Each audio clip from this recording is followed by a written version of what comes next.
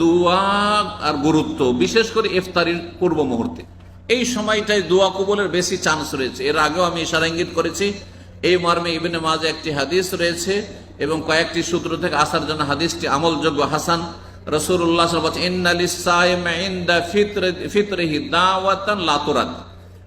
রোজাদারের ইফতারির সময় দোয়া কবুল হয়, সেটা খণ্ডন হয় না। সুতরাং এই সময়টা আপনার জন্য আমার জন্য মূল্যবান সময়। এই সময়টি আমার জন্য আপনার জন্য বড় সুবর্ণ সুযোগ। এই সময় আপনি দুনিয়ার যে কোনো ভালো কিছু চান, আপনার নিজের জন্য দোয়া করেন, নিজের সুস্থতার জন্য দোয়া করেন, স্ত্রী ছেলে মেয়েদের কল্যাণের জন্য, রহমত বরকতের জন্য, সুস্থতার জন্য দোয়া করেন, মানসিক পারিবারিক শারীরিক আর্থিক সার্বিক শান্তির জন্য দোয়া করেন, বাপ মা মৃত তাদের জন্য দোয়া করেন, বাপ মা জীবিত তাদের নেক হায়াতের জন্য দোয়া করেন, আত্মীয় স্বজনের দোয়া করেন, মুসলিম জাতির জন্য দোয়া করেন, ইসলামের জন্য দোয়া করেন, ইসলামকে আল্লাহ শক্তিশালী করুক। কমপক্ষে পানি, ভাতও খেতে পারেন, রুটি যা ইচ্ছা তাই খেতে পারেন, কিন্তু সবচেয়ে উত্তম সাহারি মর্মে হাদিস রয়েছে আবু দাউদ এবং হাদিসটি সহিহ। রাসূলুল্লাহ বলেছেন, নেমা সাহুরিল মুমিনি আত-তামর, সবচাইতে উত্তম সাহরি একজন মুমিন মুসলিমের হচ্ছে খেজুর। আর খেজুর খেলে শরীরে সবচেয়ে বেশি এনার্জি থাকে। খেজুর খেলে আপনার পিপাসা লাগবে না, কারণ এতে কি রয়েছে, পটাশিয়াম আছে, সোডিয়াম নেই এতে। আর যত বেশি লবণ খাবেন, তরি তরকারি খাবেন, শাকসবজি খাবেন, মশলা খাবেন, তত বেশি আপনার পিপাসা লাগবে।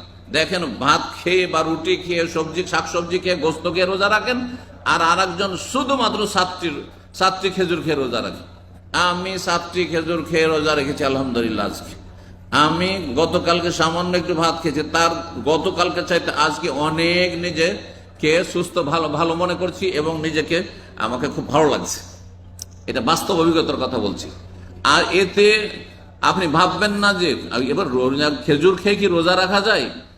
আপনার 2 থালা 3 থালা ভর্তি ভাতের চাইতে আপনার 7টা খেজুর অনেক বেশি উপকারী হবে আপনার জন্য। জি, বিশেষ করে যাদের সুগার নেই, যদি সুগার থাকে আর দেখেন যে 7টা খেজুর খেলে বেশি হয়ে যাবে, 3টি খেজুর খান, 1টা 2টা 3টি খেজুর খান, কমপক্ষে কিছু খেজুর খান। রাসূলুল্লাহ সাল্লাল্লাহু আলাইহি ওয়াসাল্লাম এই হাদিসের আমলও হবে এবং আপনার দুনিয়ার দিক থেকে শারীরিক ফায়দাও হবে। আল্লাহ তৌফিক দান করেন। 2 নম্বর সুন্নত কাজ হচ্ছে ইফতার করায় তাড়াতাড়ি করা। তাড়াতাড়ি করা মানে সূর্য ডুবার আগে নয়, আর সন্দেহের ভিত্তিতে নয়, এবার যখন নিশ্চিত হয়ে গেছেন, ঘড়ি বলছে সূর্য ডুবে গেছে অথবা আজান হয়ে গেছে, তারপরে বিলম্ব করা ঠিক নয়। এই যে আমাদের দেশীয় একটি বেদাতি তরিকা আছে যে আজানের পরেও, মানে টাইম টেবিল যেটা বলছে সেটার পরেও 5 মিনিট অপেক্ষা করতে হবে, 5 মিনিট অপেক্ষা করে তারপরে ইফতার করতে হবে। এটা বেদাতি তরিকা, অনুত্তম তরিকা। অনেকে এটিকে নাজায়েজ বলেছেন, কমপক্ষে এটি অপছন্দনীয় তরিকা। রাসূলুল্লাহ আর তারপরে আল্লাহর রহমত বরকত যদি বেশি চান, তাহলে যখন আল্লাহ পারমিশন দিয়েছেন যে এখন ইফতার করো, সাথে সাথে সেটা পালন করেন। আপনার আনুগত্যের দাবি, আল্লাহকে মানার দাবি, রসুলকে মানার দাবি হচ্ছে যখনই হুকুম হচ্ছে তখনই সাথে সাথে সেটা পালন করো। আর সূর্য ডুবে গেলেই তোমার রোজা শেষ। সুতরাং জেনে শুনে বিলম্ব করবেন না। এই মর্মে বেশ কিছু হাদিস রয়েছে, তার মধ্যে একটি হাদিস সহিহ বুখারী মুসলিমে রয়েছে।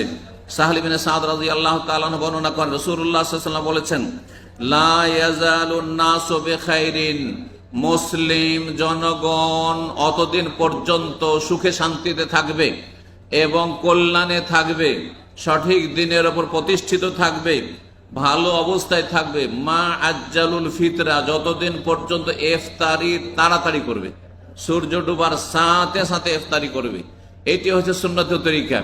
এই যে ইসলামী ফাউন্ডেশন থেকে এবারে ঘোষণা করা হয়েছে বাংলাদেশে যে আজানের সাথে সাথে ইফতারি, এটি হচ্ছে সঠিক ইসলাম। আর আপনার সূর্য ডুবার পরে, আজান হওয়ার পরে আরো 5 মিনিট সতর্কতা অবলম্বন করেন, এহতিয়াত করেন, আর ভোর রাত্রে আপনি 5-10 মিনিট আগেই থেমে যান আজানের, এগুলি মন গড়া ধর্ম, বেদাতি কথা। তো আলহামদুলিল্লাহ ধীরে ধীরে বেদাত দেশে উঠছে। এটি আমাদের জন্য, আপনাদের জন্য এবং ভালো মানুষ মুসলিম কোরআন সুন্নাহ অনুসারীদের জন্য এটি সুসংবাদ। এবং কোরআন সুন্নাহর ভবিষ্যৎ উজ্জ্বল রয়েছে বাংলাদেশে।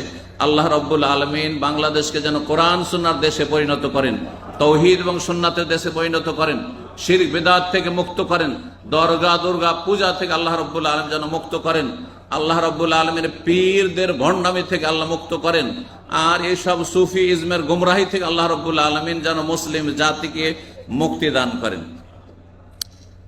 ইফতারি করার ক্ষেত্রে কি খেয়ে ইফতার করবেন? আপনাদের সামনে ভাত আছে, আছে এখানে লবণ আছে, ধরেন আছে আপনার পানি, আছে খেজুর আছে, ধরেন ফল ফ্রুট আরো কিছু আছে, আঙ্গুর আছে। আঙ্গুর খেয়ে ইফতার করবেন না খেজুর খেয়ে? খেজুর খেয়ে ইফতার করবেন না আগে পানি? আগে পানি না আগে খেজুর? আগে খেজুর খাবেন। খেজুরের মধ্যে হাদিস আছে, যদি রোতাব তাজা গাছ পাকা খেজুর, সহজ ভাষায় গাছ পাকা খেজুরকে আরবরা কি বলে? রোতাব খেজুর বলে, তাজা খেজুর। রোতাব মানে তাজা। গাছ পাকা খেজুর যদি পান তাহলে এটা বেশি উত্তম, আর না হলে যে কোনো খেজুর খেয়ে ইফতার করবেন। খেজুর যদি না থাকে তাহলে ভাত দিয়ে শুরু করবেন। কি দিয়ে? পানি, এক ঢোক পানি খেয়ে। আচ্ছা, পানিও আছে, জুসও আছে, স্যুপও আছে, গাহুয়া আছে, চা আছে, কোনটা দিয়ে ইফতার করবেন? পানি দিয়ে ইফতার করবেন যদি খেজুর না পান। এই মর্মে রাসূলুল্লাহ সাল্লাল্লাহু আলাইহি সাল্লামের হাদিস রয়েছে। আনাস রাদিয়াল্লাহু তাআলা আনহু বর্ণনা করেন, কানান নবী সাল্লাল্লাহু আলাইহি ইফতারু, বলছেন কানান নবী ইফতারু ক্বাবলা ইউসাল্লি আলা রতাবাত। রাসূলুল্লাহ সাল্লাল্লাহু আলাইহি সাল্লাম মাগরিবের সালাত নামাজ পড়ার আগে কয়েকটি গাছ পাকা রতাব খেজুর খেয়ে ইফতার করতেন। গাছ পাকা খেজুর খেয়ে ইফতার করতেন। ফাইনলাম তখন রতাবাত, যদি কোনোদিন এমন হইতো যে সামনে গাছ পাকা খেজুর নেই, তাজা খেজুর নেই, তাহলে কি করতেন? ফাতামারাত, কয়েকটি খেজুর খেয়ে, কয়েকটি সর্বনিম্ন কয়েকটি হচ্ছে 3টি।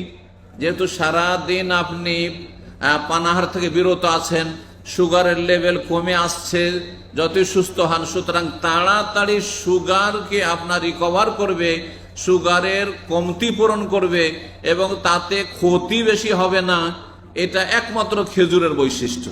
চিনি খেলে তাড়াতাড়ি সুগার হাই হবে কিন্তু ক্ষতিও করবে, গুড় খেলেও তাতে হবে, কিন্তু খেজুর এমন এক মিষ্টি, প্রাকৃতিক মিষ্টি, প্রাকৃতিক মিষ্টি, যেই মিষ্টিতে ক্ষতি কম লাভ বেশি রয়েছে। সুতরাং কয়েকটি খেজুর খেয়ে রাসূলুল্লাহ সাল্লাল্লাহু আলাইহি ওয়াসাল্লাম ইফতার করতেন। যদি গাছ পাকা খেজুর না পেতেন, শুকনো খেজুর, যে কোনো খেজুর হোক না কেন, মদিনার খেজুর হোক আর অন্য জায়গার খেজুর হোক, কোনো অসুবিধা নেই।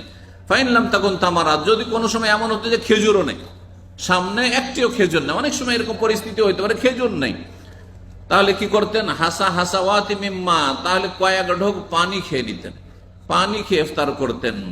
আর তারপরে তখন অন্য অন্য খাবার খাবেন, কারণ মানুষ যদি খেজুর না পায় তাহলে পানিটা পাকস্থলীর জন্য বেশি উপকারী। প্রথম গোটা আপনার পাকস্থলী আপনার দুর্বল হয়ে আছে, খালি শূন্য হয়ে আছে, সে অবস্থায় প্রথম একটু পানি দেন, ভিজিয়ে নেন, একটু রসে যাক, সিক্ত হয়ে যাক, তারপরে আপনি আস্তে আস্তে খাবার খান, এটা বেশি উপকারী হবে।